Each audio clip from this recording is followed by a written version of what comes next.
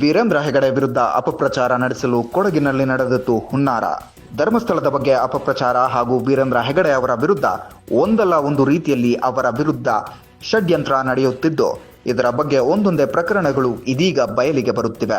ಅದರಂತೆ ಕೊಡಗು ಜಿಲ್ಲೆಯಲ್ಲಿಯೂ ಜಯಂತ್ ಎಂಬ ವ್ಯಕ್ತಿ ಧರ್ಮಸ್ಥಳ ಸಂಘದ ಕೆಲ ಜನರನ್ನ ಕರೆದುಕೊಂಡು ಕೊಡಗು ಎಸ್ಪಿ ಅವರಿಗೆ ಧರ್ಮಸ್ಥಳ ಸಂಘದಿಂದ ಫೈನಾನ್ಸ್ ಕಿರುಕುಳ ನೀಡುತ್ತಿದ್ದಾರೆ, ವೀರೇಂದ್ರ ಹೆಗಡೆ ವಿರುದ್ಧ ಕ್ರಮ ಜರುಗಿಸಬೇಕು ಎಂದು ದೂರು ನೀಡಿದ್ರು ಅಂತ ಹೇಳಲಾಗ್ತಾ ಇದೆ.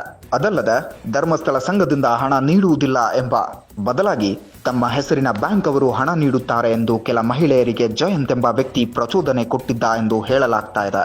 ಇದೀಗ ಸೌಜನ್ಯ ಪ್ರಕರಣ ಹಾಗೂ ಧರ್ಮಸ್ಥಳ ಪ್ರಕರಣಗಳನ್ನು ನೋಡಿದ ಮಹಿಳೆಯರು ನಮಗೆ ಈ ರೀತಿಯಲ್ಲಿ ಜಯಂತ್ ಎಂಬುವವರು ದಾರಿ ತಪ್ಪಿಸುತ್ತಿದ್ದಾರೆ ಎಂಬುದು ಇದೀಗ ಗೊತ್ತಾಗುತ್ತಿದೆ ಎಂದು ಹೇಳುತ್ತಿದ್ದಾರೆ.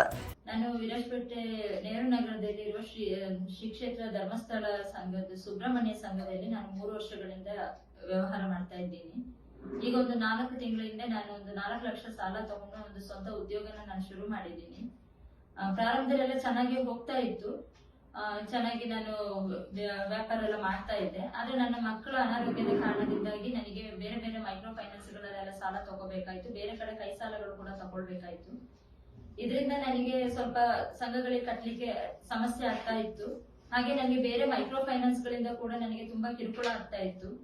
ಈ ಒಂದು ಉದ್ದೇಶದಿಂದ ನನಗೆ ತುಂಬಾ ಕಷ್ಟ ಆಗ್ತಾ ಇದೆ, ನನಗೆ ಸಂಘಗಳಿಗೆ ಕಟ್ಟಲಿಕ್ಕೆ ಆಗ್ತಾ ಇಲ್ಲ, ನನಗೆ ಸ್ವಲ್ಪ ಕಾಲಾವಕಾಶ ಕೊಡ್ಬೇಕು ಅಂತ ಹೇಳಿ ನಾನು ಎಲ್ಲ ಮೈಕ್ರೋ ಫೈನಾನ್ಸ್ ಸಂಸ್ಥೆಯ ಮುಖ್ಯಸ್ಥರ ಹತ್ರ ಎಲ್ಲ ಕೇಳ್ಕೊಂಡಿದ್ದೆ. ಆದ್ರೆ ನನಗೆ ಇದು ಕೊಡ್ಲಿಲ್ಲ, ಅವರು ನನ್ನ ಅದರ ಕಷ್ಟಕ್ಕೆ ಸ್ಪಂದಿಸ್ಲಿಲ್ಲ. ಹಾಗಾಗಿ ನಾನು ನಮ್ಮ ಊರಿನ ಒಬ್ರು ಮುಖಂಡರಾದಂತಹ ಡಾಕ್ಟರ್ ದುರ್ಗಾ ಪ್ರಸಾದ್ ಡಾಕ್ಟರ್ ಅಲ್ಲಿ ನನ್ನ ಸಮಸ್ಯೆನ ನಾನು ಹೇಳ್ಕೊಂಡೆ.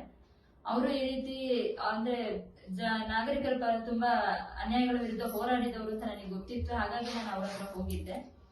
ಅವರಿಗೂ ಕೂಡ ಈ ಸಂಘಗಳ ಬಗ್ಗೆ ಏನು ಮಾಹಿತಿ ಇಲ್ಲದೆ ಇರೋದ್ರಿಂದ ಅವರನ್ನ ತುಂಬಾ ದಿವಸದಿಂದ ಒಂದು ಟೀಮ್ ಅವರು ಕಾಂಟ್ಯಾಕ್ಟ್ ಮಾಡ್ತಾ ಇದ್ರಂತೆ. ಅಂದ್ರೆ ಈ ತರ ಸಂಘಗಳಿಂದ ಯಾರಾದ್ರೂ ಮಹಿಳೆಯರು ನೊಂದು ಏನಾದ್ರು ಸಂಕಷ್ಟದಲ್ಲಿ ಇದ್ರೆ ನಮ್ಮ ಗಮನಕ್ಕೆ ತನ್ನಿ, ನಾವು ಅವರಿಗೆ ಸಹಾಯ ಮಾಡ್ತೀವಿ ಅಂತೇಳಿ ಅವರು ಡಾಕ್ಟರ್ ಹತ್ರ ಎಲ್ಲ ಮಾತಾಡಿದ್ದಾರೆ. ಡಾಕ್ಟರ್ಗೂ ಕೂಡ ಅವರ ಆ ಒಂದು ಟೀಮಿನ ಉದ್ದೇಶ ಏನು ಅಂತ ಗೊತ್ತಿರ್ಲಿಲ್ಲ ಅವರಿಗೆ. ನನ್ನ ಒಂದು ಕಷ್ಟಕ್ಕೆ ಅವರು ನೀವು ಇವ್ರ ಜೊತೆ ಹೋಗಿ ಇವ್ರು ನಿಮ್ಗೆ ಕಂಪ್ಲೇಂಟ್ ಮಾಡಿ ಅದ್ರ ಏನ್ ಬೇಕೋ ಅವ್ರು ಸಹಾಯ ಮಾಡ್ತಾರೆ, ನಾನು ಬೆಂಗಾವಲಾಗಿ ನಿಲ್ತೀನಿ ಅಂತ ಹೇಳಿ ನನಗೆ ಡಾಕ್ಟರ್ ಆಶ್ವಾಸನೆ ಕೊಟ್ರು. ಹಾಗೆ ನನಗೆ ಮೊನ್ನೆ ಅವರು ಸೌಜನ್ಯ ಪರ ಹೋರಾಟಗಾರರು ಇಲ್ಲಿಗೆ ಬಂದಿದ್ರು, ವಿರಾಜಪೇಟ್ ಬಂದಿದ್ರು. ನನ್ನ ಸಮಸ್ಯೆಗಳನ್ನೆಲ್ಲ ಕೇಳಿದಾಗ ನಾನು ನನ್ನ ಎಲ್ಲ ಅಂದ್ರೆ ನಂದು ಯಾವ್ದೆಲ್ಲ ಮೈಕ್ರೋ ಫೈನಾನ್ಸ್ ಗಳಿಂದ ನನಗೆ ತೊಂದರೆ ಆಗ್ತಾ ಇದೆ, ಎಲ್ಲ ನಾನು ಯಾವ್ದೆಲ್ಲ ಸಂಘಗಳಲ್ಲಿ ಇದ್ದೀನಿ ಎಲ್ಲಾದ್ರದ ಹೆಸರು ಹೇಳಿ ನನ್ನ ಸಮಸ್ಯೆಗಳನ್ನೆಲ್ಲ ನಾನು ಅವ್ರ ಹತ್ರ ಹೇಳ್ಕೊಂಡೆ. ಹಾಗೆ ಅಲ್ಲಿಂದ ಸೌಜನ್ಯ ಪರ ಹೋರಾಟಗಾರರು ಇಲ್ಲಿಗೆ ಬಂದಿದ್ದಲ್ಲಿ ರೀನಾ ಅವರು, ಜಯಂತ್ ಅವರು, ಮತ್ತೆ ರವೀಂದ್ರ ಶೆಟ್ಟಿ ಮತ್ತು ಸಂತೋಷ್ ಅವರುಗಳು ಇದ್ರು. ಮತ್ತೆ ಅವ್ರ ಜೊತೆ ಇನ್ನೊಂದು ಇಬ್ರು ಇದ್ರು, ಅವ್ರ ಹೆಸರು ನನಗೆ ಗೊತ್ತಿಲ್ಲ.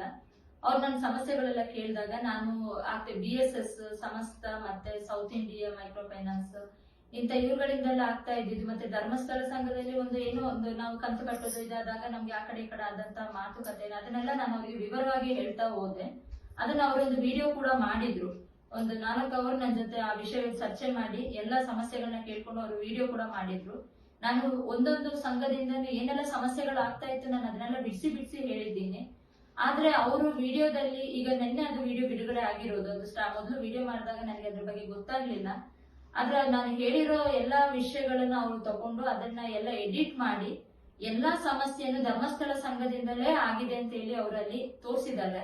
ಆದ್ರೆ ನಾನು ನೇರವಾಗಿ ಧರ್ಮಸ್ಥಳ ಸಂಘದ ಇದರಲ್ಲಿ ನಾನು ಏನು ಹೇಳಲಿಲ್ಲ. ಆದ್ರೆ ಕೆಲವೊಂದು ಸಣ್ಣ ಪುಟ್ಟ ಮಾತುಕತೆ ಆಗಿರೋದನ್ನ ನಾನು ಹೇಳಿದ್ದೀನಿ. ಆದ್ರೆ ಬೇರೆ ಬೇರೆ ಮೈಕ್ರೋ ಫೈನಾನ್ಸ್ ಗಳಿಂದನೂ ನನಗೆ ಸಮಸ್ಯೆ ಆಗಿತ್ತು.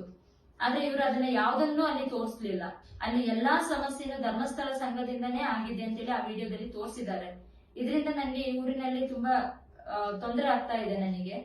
ಅದು ಅಲ್ಲದೆ ಪೊಲೀಸ್ ಸ್ಟೇಷನ್ ಅಲ್ಲಿ ಹೋಗಿ ಕಂಪ್ಲೇಂಟ್ ಮಾಡ್ಲಿಕ್ಕೆ ಹೋದಾಗ್ಲೂ ಕೂಡ ನನ್ನ ಹತ್ರ ಹೇಳಿದ್ರು ಏನಂತ ಹೇಳಿದ್ರೆ, ಬೇರೆ ಮೈಕ್ರೋ ಫೈನಾನ್ಸ್ ಎಲ್ಲ ತುಂಬಾ ಸಣ್ಣ ಇದು ಅವ್ರನ್ನೆಲ್ಲ ಹೇಗೋ ಇದ್ ಮಾಡ್ಕೋಬಹುದು, ಅದೇ ಧರ್ಮಸ್ಥಳ ಸಂಘ ಮೇನ್ ದೊಡ್ಡದು, ಅವ್ರ ಮೇಲೆ ಒಂದು ಕಂಪ್ಲೇಂಟ್ ಮಾಡೋಣ ಅಂತ ಹೇಳಿದ್ರು. ಅದರಲ್ಲಿ ಮೊದಲನೇದಾಗಿ ವೀರೇಂದ್ರ ಹೆಗಡೆ ಅವರು ಮತ್ತೆ ED ಸರ್ ಅನಿಲ್ ಕುಮಾರ್ ಅವರ ಹೆಸರು ಸೇರಿಸಿದಾಗ ನಾನು ಕೇಳಿದೆ ಇದು ಯಾಕೆ ಅಂತ ಹೇಳುವಾಗ, ಅವ್ರದೇ ಅಲ್ವಾ ಸಂಘ, ಇದು ಅವ್ರದೇ ಸಂಸ್ಥೆ ಆಗಿರೋದ್ರಿಂದ ಅವ್ರ ಹೆಸರಿಂದಾನೇ ಶುರು ಮಾಡ್ಬೇಕು ಅಂತ ಹೇಳಿದ್ರು. ನಾನು ಹಾಗೆ ಅಂತ ಹೇಳಿ ನಾನು ಆಯ್ತು ಅಂತ ಹೇಳಿ ಒಪ್ಪಿಗೆ ಕೊಟ್ಟೆ. ನಾನು ಕೊನೆಯದಾಗಿ ಅವರೇ ಎಲ್ಲ ಕಂಪ್ಲೇಂಟ್ ಅನ್ನೆಲ್ಲ ಬರೆದು ಅಲ್ಲಿ ಮಕ್ಕಳ ಅನೈತಿಕ ಚಟುವಟಿಕೆ ಮತ್ತೆ ಬಡ್ಡಿ ದಂಧೆ ಅಂತೆಲ್ಲ ಸೇರಿಸಿದ್ದಾರೆ. ನಾನು ಅನೈತಿಕ ಚಟುವಟಿಕೆ ಅಂತ ಹೇಳೋ ಮಾತು ನನ್ನಲ್ಲಿ ಹೇಳಲಿಲ್ಲ, ಆ ಒಂದು ಪದನ ನಾನು ಎಲ್ಲೂ ಬಳಸಲಿಲ್ಲ. ಮತ್ತೆ ಬಡ್ಡಿ ದಂಧೆ ಬಗ್ಗೆ ನನಗೆ ಯಾವುದೇ ಮಾಹಿತಿ ಇಲ್ಲ ನನಗೆ. ನಾನು ಆ ವಿಷಯವಾಗಿ ಕೂಡ ನಾನು ಏನು ಹೇಳಿರ್ಲಿಲ್ಲ. ಅವರೇ ನನ್ನನ್ನ ಬ್ರೈನ್ ವಾಶ್ ಮಾಡಿ ನನಗೆ ಕೆಲವೊಂದು ವಿಷಯಗಳನ್ನ ಹೇಳ್ಕೊಟ್ರು. ಧರ್ಮಸ್ಥಳ ಸಂಘದವರು ಬ್ಯಾಂಕಿಂದ ಸಾಲ ಕೊಟ್ಟಿದ್ದಾರೆ, ನೀವು ಅವ್ರ ಹತ್ರ ಅದು ಕೇಳಿ, ಇದು ಕೇಳಿ, ಆ ಡಾಕ್ಯುಮೆಂಟ್ಸ್ ಕೇಳಿ, ನಾವ್ ಅಲ್ಲಿಗೆ ಕಟ್ಕೊಳ್ತೀವಿ, ಬ್ಯಾಂಕಿಗೆ ಕಟ್ತೀವಿ, ನಿಮ್ಮಲ್ಲಿ ಕಟ್ಟಲ್ಲ ಅಂತ ಹೇಳಿ ಅಂತೆಲ್ಲ ಹೇಳಿ ನನಗೆ ತುಂಬಾ ಬ್ರೈನ್ ವಾಶ್ ಮಾಡಿದ್ರು.